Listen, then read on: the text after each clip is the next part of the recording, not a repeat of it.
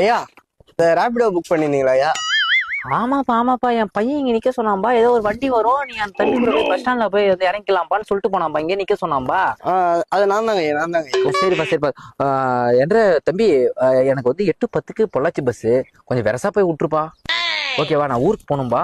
சரிங்க சரி. ஓகே. என்னப்பா இது, இந்த அந்த காலத்துலாம் நாளா 10 கிலோமீட்டர் வேற பொடிநடியா நடந்து போவோம்பா. இன்னும் இந்த காலத்துல வந்து வண்டியிலே நீங்க இது பண்றீங்க, எனக்கு எதுவும் புரியல. காலங்கள் மாறி போயிடுச்சுப்பா. ஐயா ஓடிபி சொல்லுங்க ஐயா. என்ற உங்களுக்கு ஒரு 4 நம்பர் வந்திருக்கும். அந்த நம்பரை நீங்க சொன்னாதானே அவங்க ஏத்த முடியுமே உங்களை. 4 நம்பரா? ஆமாங்க என்ன ஐயா. நம்பரு?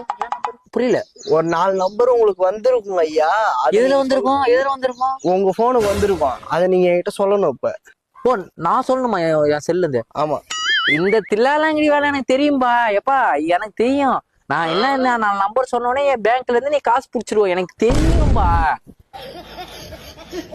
நான் வந்து இவ்வளோ ஒரு இதா இல்லாம என் பையனை நாங்க பாண்டிச்சேரியில கல்யாணம் பண்ணி கொடுத்து என் பையன் 1.5 லட்சம் சம்பளம் வாங்க வைப்பனா சொல்லு? அவ்வளோ என்னன்னா பார்த்தா கேன பையன் மாதிரி தெரியுதாப்பா?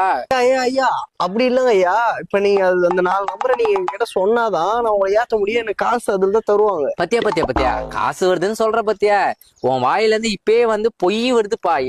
நான் வந்து அவ்வளவு விபரமா இருந்ததுனாலதான் என் பையனை எங்க பாண்டிச்சேரியில கல்யாணம் பண்ணி கொடுத்து 1 லட்சம் சம்பளம் வாங்குறான். ஐயா அப்படி இல்லைங்க ஐயா. எனக்கு வேணாம்பா, எனக்கு ஓட்டிப்பே வேணாம்பா. நான் அப்படியே பொடி நடையா நடந்து வெரசா போயிடுறேன்பா. மணி 7 தாப்பா ஆகுது.